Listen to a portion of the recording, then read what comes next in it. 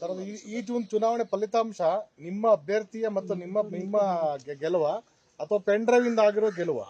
ಈಗ ನೀವು ಮಾಧ್ಯಮದವರು ಇದನ್ನೇ ಹೇಳೋದು, ನೀವು ಯಾವತ್ತು ತೋರಿಸಿರಿ ಪೆನ್ ಡ್ರೈವ್ ನಿಮ್ಮ ಇದರಲ್ಲಿ? ಅವನು ಫಾರಿನ್ಗೆ ಹೋಗಿ ಆದ 2 ದಿವಸದ ಮೇಲೆ ಅವನು 26 ಕೋಟಿ ಹಾಕಿ ಫಾರಿನ್ಗೆ ಹೋಗಿದ್ದಾನೆ.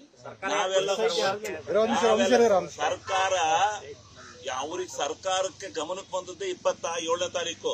27ನೇ ತಾರೀಕು SIT ರಚನೆ ಮಾಡಿ ಆದ್ಮೇಲೆ ಅವನು ಮೊದಲನೇ ನಿಮ್ಮ ಮಾಧ್ಯಮದವರಿಗೆ ಮತ್ತೆ ಎಲ್ಲ ಅದು ಯಾರ್ಯಾರು ಪೆನ್ ಡ್ರೈವ್ಗೆ ಹಿನ್ನೆಲೆ ಇದ್ರು ಅವರೆಲ್ಲರೂ ಯಾವುದೇ ಕಾರಣಕ್ಕೂ ಪೆನ್ ಡ್ರೈವ್ ಅವನ ಅಶ್ಲೀಲವಾದಂತ ದೃಶ್ಯಗಳನ್ನ ಮಾಧ್ಯಮಗಳಲ್ಲಿ ಪ್ರಸಾರ ಮಾಡಬಹುದು ಅಂತ ಕೋರ್ಟ್ ಅಲ್ಲಿ ಸ್ಟೇ ತಗೊಂಡಿದ್ದ. ಅವನು ಸ್ಟೇ ತಗೊಂಡಿದ್ರ ಪ್ರತಿಫಲ ಯಾರೊಬ್ರು ಅದನ್ನ ಈಚೆ ಕಡೆಗೆ ತೆಗೆದಿಲ್ಲ. ಯಾರ ಹತ್ರ ಒಬ್ರು ಇದ್ರೆ ಅದನ್ನ ಯಾರಿಗಾರು ಇನ್ನೊಬ್ರಿಗೆ ತೋರ್ಸೋದು ಬಿಟ್ರೆ ಇನ್ನೊಬ್ರಿಗೆ ತೋರ್ಸಿಲ್ಲ. ಅದು ಪೆನ್ ಡ್ರೈವ್ ಹೊರಗೆ ಬಂದದ್ದೇ ವೋಟ್ ಹಾಕಿದ ಸಾಯಂಕಾಲ 7 ಗಂಟೆ ಮೇಲೆ ಪವರ್ ಟಿವಿ ಒಬ್ರು ಮಾತ್ರ ಈ ರೀತಿ ಆಗಿದೆ, ಇದು ಪ್ರಜ್ವಲ್ ರೇವಣ್ಣಂದು ಅಂತ ಮುಖ ಹೇಳಿದ್ದು. ಅಲ್ಲಿವರೆಗೂ ಯಾರಿಗೂ ಇದು ಗೊತ್ತಿಲ್ಲ. ಪೆನ್ ಡ್ರೈವ್ಗೂ ಇದಕ್ಕೂ ಸಂಬಂಧ ಇಲ್ಲ.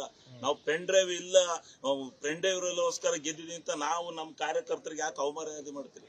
ನಾವು ಬಹಳ ಕಷ್ಟಪಟ್ಟು ಹೋರಾಟ ಮಾಡಿ ಬಹಳ ಶ್ರದ್ಧೆಯಿಂದ ಗೆದ್ಕ ಬಂದಿದ್ವಿ. ನಮ್ಮ ಹೋರಾಟದ ಫಲ ಇದೆ ಇದರಲ್ಲಿ. ಅದು ಬಿಟ್ಬಿಟ್ಟು ಯಾವ್ದೋ ಪೆನ್ ಡ್ರೈವ್ಗೆ ಯಾಕೆ ಹಾಕ್ತೀರಿ? ಪೆನ್ ಡ್ರೈವ್ ಬಂದದ್ದು ನೀವು ತೋರಿಸಿದ್ದು ಯಾವತ್ತು ಹೇಳಿ?